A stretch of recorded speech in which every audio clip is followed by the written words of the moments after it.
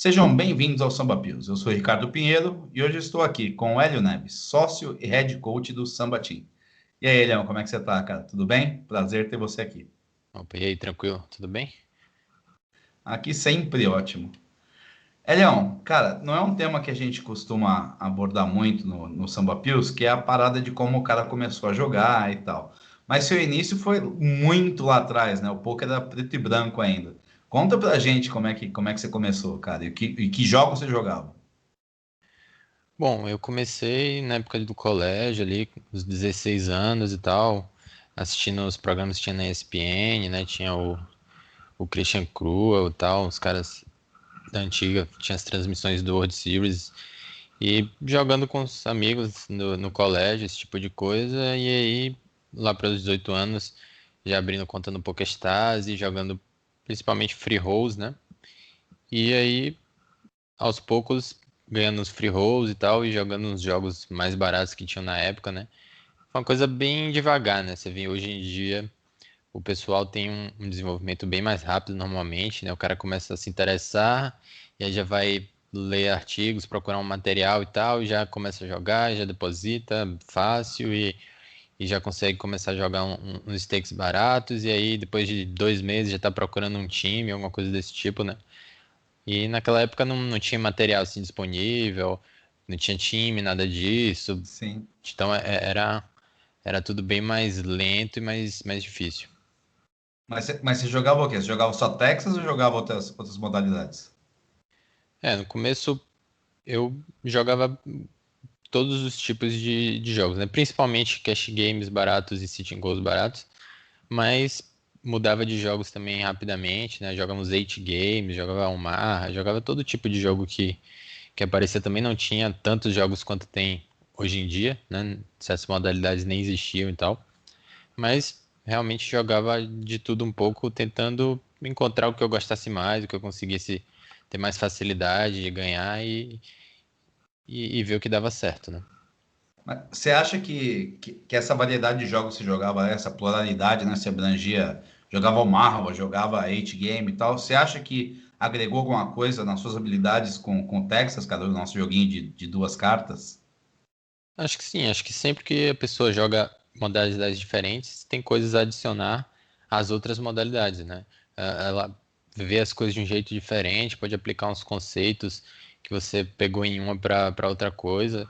Agora, mais do que tudo, eu acho que o que mais me ajudou mesmo no começo, que levo até hoje ou para sempre, em todos os momentos da carreira sempre foi importante, é o Play Money, os próprios jogos de Play Money ali, o Free Rolls e tal. Então, esses jogos que não valiam nada, ou então que basicamente não valiam nada, né? Porque você consegue desenvolver bastante a sua capacidade de jogar contra jogadores ou que são muito ruins, ou que estão jogando que não estão nem aí, né? Então, você tem toda essa coisa de identificar o que é que um cara que não tá nem aí pro jogo vai fazer e como é que você vai maximizar os seus ganhos contra esse tipo de jogador.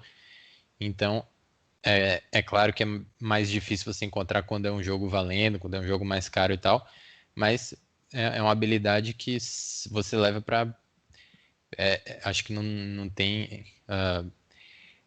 É muito valiosa. Você conseguir extrair o máximo das suas mãos e explorar esse tipo de oponente e esse tipo de coisa. Entendi, bacana isso. Cara, a produção aqui trabalhou e me contou uma história, que eu não sei se é bem real, de um BSOP Rio de Janeiro ali. Que o Hélio, parece que foi a estreia sua no BSOP, foi isso mesmo? Tal? Me conta essa história do BSOP Rio de Janeiro. Eu sempre joguei bastante live também no começo, né? Sempre jogava cash games live, todo tipo de jogo que tinha na minha região e tal. E aí eu joguei primeiro o BSOP no Rio de Janeiro em 2009, acredito. Ah, e aí foi uma história engraçada, né? Que eu cheguei no main event, já era um buy-in bem alto ali para o meu bankroll e tal. E aí perdi rapidamente ali um rei para um as pré-flop e tal. E aí tava começando o Omar, né? Engatei no Omar ali mesmo, né? Não tava fazendo mais nada ali, né? O dia foi liberado cedo e Sim. aí acabei ficando em terceiro no Omar, né? Que também era uma estrutura mais acelerada também, e ali terminando no final da noite e tal, já estava começando ali naquele momento um high roller também, e aí já entrei nesse high roller também, que devia ser, sei lá, que foi o prêmio do Omar dava basicamente o buy-in do high roller, que devia ser tipo metade do meu bankroll na época, e aí acabei também caindo tão rápido quanto no main event nesse, então no começo tem vários tipos de histórias desse tipo, né? Acho que todo mundo ah, passa por esse tipo de coisa e acho que quem não passou não viveu, né? Não, são lições que você só aprende quando você experiencia esse tipo de coisa, né? Não, falando em lições e de ser um jogador arrojado ali, de não ter medo de dar os bains e jogar, lá atrás você montou o seu primeiro time com o Leonel, se eu não me engano, foi em 2014. E 14. E foi mais ou menos ali que você começou a desenhar o copo de neve, né? Como é que foi essa experiência? Como é que rolou esse papo? Eu desde 2009 eu jogava bastante, foi quando eu me fixei na modalidade, né? Jogava bastante Heads Up Sit and Go. E aí focava quase que exclusivamente ali, conseguia uns resultados muito bons ali na época, mas aí quando o jogo é um jogo bem repetitivo, né? É bem diferente de torneio e tal, que o torneio, né, a qualquer momento você pode chegar na mesa final e aí é uma experiência bem diferente ali, como você tem dias que você vai perder tudo bem mais rapidamente. Então, você nunca sabe o que vai acontecer, né? E quando você joga um jogo como, por exemplo, um Heads Up Sit and Go, é um jogo bem mais monótono. Você sempre sabe o que vai acontecer, né? Ou você vai ficar em segundo ou você vai ficar em primeiro. Sempre vai ser a mesma quantidade de fichas, sempre vai ter um oponente, não vai ter, tipo, uma mesa com três caras bem agressivos, ou então no outro dia você vai ter uma mesa que tá todo mundo foldando, não. É um oponente só, então varia bem menos essa coisa. Então, é um jogo bem repetitivo, então de vez em quando ia jogando uns torneios e principalmente também quando tinha as grandes séries, Cup, T-Cup, W-Cup, eu sempre jogava bastante torneios e aí lá para 2014 me chamaram para começar um time lá, um pessoal de Salvador, quatro, cinco jogadores ali, é, pela experiência mesmo, né, para ver ah, se dava certo essa coisa de ter um time, ensinar os caras torneios, esse tipo de coisa. E aí também foi uma época que começou a cair o movimento no Heads Up, né? Cada vez menos jogadores jogando, hoje em dia bem mais parado essas modalidades. E aí Sim. então eu fui gradualmente aí mudando o foco para os torneios e aí a partir de 2015 estava jogando exclusivamente os torneios, né? Em 2015 eu juntei o time com o time do Sidens que tinha na época e a gente fez o Copo de Neve. E aí que deslanchou bastante, né? Com a ajuda do Sidens e o time ficou bem grande mesmo. E na época ali era um dos três maiores times ali do Brasil, bem rapidamente, né? Elião, você estava lá com o Silence, montou o copo de neve, você sempre teve muito tino, né, para perceber as coisas e tal. Você é meio que um bluff catcher da vida, assim, você consegue perceber as coisas muito rápido. Eu queria que você contasse como é que você tem essa percepção, contasse. Ah, vamos resenhar um pouco aqui, me conta um pouco de como é esse seu lado. Nessa época teve uma história engraçada nessa época do Copo de Neve com o Silence. Silence sempre foi um cara que fez as coisas assim bem. Tomava bastante iniciativa, né, e tal, e ah, fazia as coisas bem rapidamente, né? E é uma situação que aconteceu engraçada, por exemplo, no Copo de Neve, foi quando ele me chamou coloquei um cara para dentro do time aqui, ele nem me consultou nem nada, né? Já tinha acertado com o cara, e aí me chamou, tô aqui trocando uma ideia em áudio com ele aqui, a gente tá discutindo umas mãos, entra aí para você conhecer, ué, né? E aí, rapidamente, ali em poucos segundos ali na ligação, já senti uma coisa assim bem errada com esse cara, né? Tipo assim, já falei, sabe, pô, não sei se eu queria que você tivesse colocado esse cara pra dentro não e tal. Ah, era melhor talvez a gente pegar mais informações e tal. Não senti muito o perfil dele ali, alguma coisa ali não me cheirava bem. E aí É, acabou que ele continuou no time mesmo, e aí não deu muito certo, nem muito errado, nada demais aconteceu, e depois de alguns meses ele saiu. Só que aí a parte engraçada foi que depois dele sair alguns meses, né, é, a gente foi descobrir, né, o pessoal que acompanha o CSGO vai conhecer a figura. Ele era o famoso cheater do CSGO, né, o ASPX. Então a gente nem sabia na época, tal, não tinha mais informações. Ele usava até um nome diferente do nome original dele e tal.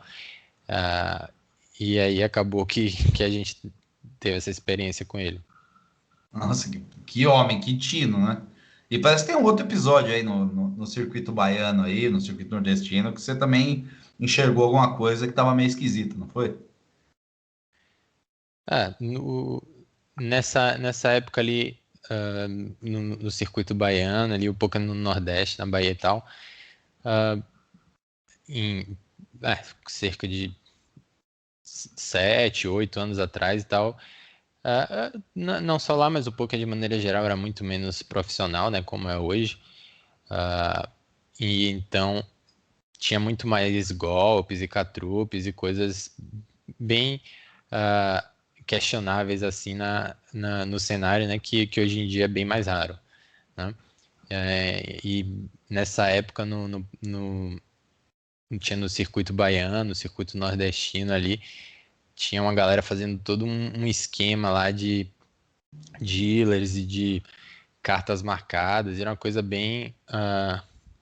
O pessoal tava puxando uma grana alta ali dos torneios, cash games, e acabou que cada vez mais pessoas ficavam sabendo e tal, mas o pessoal do poker tem bem essa coisa de muitas vezes sabe de uma coisa errada que está acontecendo e tal, mas não tem o peito para tomar uma atitude, né? E eu que acabei tomando atitude e cantando a parada e divulgando e falando o que estava acontecendo e até me prejudicou em certo momento, porque o pessoal não sabia se eu estava falando a verdade, eu tô indo contra o pessoal lá que tem respeito na região e tal, mas depois de algum tempo, né, veio tudo à tona e tal, e acabou tudo bem, né? E o pessoal foi afastado do circuito e tudo mais, mas foi uma coisa que aconteceu. Inclusive, teve uma história engraçada de um cash game também, que eu jogava. Acabei jogando bastante cash games catrupiados. Olhando para trás, eu não sei que sorte eu tive de não perder bastante quantias contra essas pessoas, mas teve uma situação engraçada que eu estava numa mesa com uma dessas pessoas e aí tinha bastante ficha, né? Um cash game bem deep e tal. E aí eu peguei um par de 8 e aí Hum. bateu um flop 10, 8, 4. E aí esse cara deu um c-bet, né? E eu dei um raise, aí ele deu outra. E aí, né, eu já tô imaginando que ele tá bem forte, né? Mas ele pode ter uma trinca de 10 ali melhor que a minha, mas pode ter uma trinca de 4 também pior. E aí eu acabei, vou dar o call aqui e vou provavelmente perder tudo no turn, né? Não tenho muito o que fazer aqui, minha mão é muito forte. Aí eu Sem meio, sem paguei, escape. pois é. Aí eu paguei, o turn dobrou 4. Hum. Aí agora eu falei, putz, agora eu não ganho mais essa trinca de 4 dele, virou uma quadra. E aí eu dei check, ele apostou, deu all-in lá e tal. E aí eu acabei foldando, né? E foldei aberto e tal para tentar ver as cartas dele. E aí foi bem engraçado, né? Que a reação dele foi muito esquisita, mas eu não tinha percebido isso na época. Mas depois que eu entendi a história toda que rolou, ficou mais clara a reação. Porque se, se eu fizer um fold desse jogando contra você e tal numa mesa, você vai ter uma surpresa, assim, uma coisa assim. Todo mundo vai dar risada, vai ter uma... Você Ah, vai ficar surpreso com a mão que você tá vendo, né? Mas você vai ter meu showdown de qualquer maneira. Se eu estiver blefando, se eu tiver valor, eu vou dar showdown pra você. pois é, mas com certeza você vai ficar surpreso, mas ele não ficou surpreso de ver minha mão, e aí depois que eu entendi, é porque ele sabia qual era a minha mão, a mão era armada, e ele tinha um par de 10 para o full house nuts ali, né? Mas é, não teve a surpresa, né? Quando você vê showdown, você vai ficar surpreso. Pô, ele foldou isso? Não, o cara já sabia minha mão o tempo todo e ficou puto de que não deu certo. Porra. Elião, eu queria te perguntar uma outra coisa, cara. Você é um cara arrojado, não tem medo de nada, e aí de repente você foi morar no Canadá. E dizem que aí no Canadá tem urso, sim, que você tem que enfrentar urso todo dia, que faz frio de menos 20 graus. Isso aí é mito ou acontece mesmo? Como é que é viver no Canadá? É, é bastante frio, com certeza. Chega a -20 no inverno e tal. Mas de maneira geral é bem tranquilo. é, Bem mais tranquilo que o Brasil e tal. É difícil eu dizer muito sobre a experiência, porque a minha experiência também é uma experiência que não é a experiência que a pessoa teria fora desses últimos 1 ano e meio aí que a gente está passando, né? Então, talvez é tão tranquilo assim porque realmente temos lockdowns e todo esse tipo de coisa nesse momento que é um momento bem diferente do padrão, mas eu gosto, é um lugar bem tranquilo e eu gosto dessa tranquilidade e tal. Uma coisa, mas não gosto de cidades muito grandes, esse tipo de coisa. Entendi. Então a parte do urso não deve ser mito, então. Nem o urso tocou sua campainha, né? Acho que é mais a Rússia aí, esse Ah, tipo de coisa. justo. Cara, queria voltar um pouquinho atrás e perguntar para você como é que foi quando vocês fizeram a junção do copo de neve com o samba, né? E queria saber também o que isso impactou no seu jogo. Foi muito importante, né? A gente se juntou em 2017, né? A gente tinha basicamente o segundo e o terceiro maior times do Brasil, né? Que era o Samba e o Copo de Neve. E a gente se juntou realmente para virar o maior time, né? E rapidamente a gente conseguiu alcançar muito mais do que a gente imaginaria ali naquele momento e com certeza afetou bastante o meu jogo também. Eu comecei a focar nos torneios a partir de 2015, meio que exclusivamente, mas eu não Uhum. tinha muitas referências, assim, muito contato próximo com jogadores de nível do maior nível mundial, né? Você é do cara do HO ali, né? Do jogo tete a tete, né? Sim, sim, mas acho que é muito importante você ter um contato com jogadores que estão no mais alto nível, né? E eu tinha apenas o Saidens ali, a gente não tinha no nosso time assim jogadores que jogavam ultra high stakes também nem nada. E aí indo pro samba, né, já tendo mais contato com o Kelvin que eu tinha um pouco, mas é bem diferente quando o cara não quer esconder mais nada pra você, né? O cara quer te passar tudo porque agora ele tá na mesma que você e tal. E aí também o Kova, o Chev e os jogadores muito bons que já tinham no samba, como o Pitão, o Pio entrou também em pouco tempo e vários jogadores assim. E com certeza eu evolui bem rápido e bem mais do que eu poderia imaginar. Tanto que no ano seguinte, 2018, foi o meu melhor ano nos torneios. Consegui ainda ter o melhor resultado de todos os jogadores do samba nesse ano. Então, realmente foi com certeza em função dessa junção e do aprendizado que teve ali naquele momento. Boa, sensacional. Elião, o Samba Pios é curtinho mesmo, a galera que ouve já sabe. E esse espaço aqui também já é padrão. Quem está acompanhando o Samba Pios sabe que a gente abre o microfone para o convidado falar sobre suas redes sociais, deixar um recado, mandar beijo para a mãe, enfim. É um espaço democrático aqui, você pode falar o que você quiser, o microfone está aberto para você. Eu acho que pegando nesse assunto que a gente estava, acho que o mais importante para quem está buscando a evolução do poker e tal é ter o contato com jogadores que vão te puxar para frente, né? Então, de preferência, jogadores melhores do que você, ou jogadores pelo menos do seu nível e que você consegue estudar, que você consegue trocar ideias e evoluir. E a diferença que isso vai fazer na sua evolução em termos do quanto tempo você vai alcançar os seus objetivos vai ser é incalculável, né? O quanto é mais rápido esse tipo de coisa, né? Que é isso que a gente tenta proporcionar dentro do samba, né? Não só no time principal, como no sambinha, que são jogadores que estão tentando começar a ser profissionais, até mesmo no pagodinho, que são jogadores que estão iniciando o seu conhecimento no jogo ali para talvez um dia chegarem a se profissionalizar também. Claro. É isso. Bem, obrigado demais pelo seu tempo. Sucesso, GL sempre. E é isso aí. Valeu, abração. Abração pra você, cara. E é isso, turminha. Esse aí foi mais um Samba Pills. E ouça a gente. A gente tá no Spotify, a gente tá no Instagram. Procure a gente lá, tá bom? Abraços.